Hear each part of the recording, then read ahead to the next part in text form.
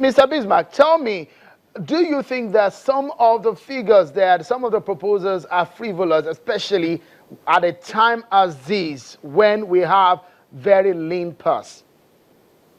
I agree with you that some of the details of how what to be spent on could be frivolous, but when you have faced with an economic slowdown, you focus on the big issues.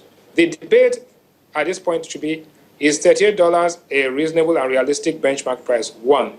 Two, is it possible that we can produce 2.2 million barrels of oil a day when our quota is 1.7 and when our actual production is 1.8? That is almost a 20% deviation from the estimate.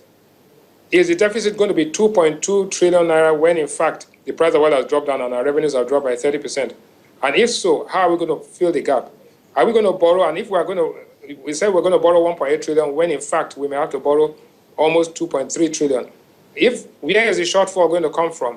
These are the things that we should be talking about. But if we want to waste our time talking about how much was spent on poultry and how much was spent on eggs and how much was spent on sellotape, then we should feel free. But this country has to become serious and deal with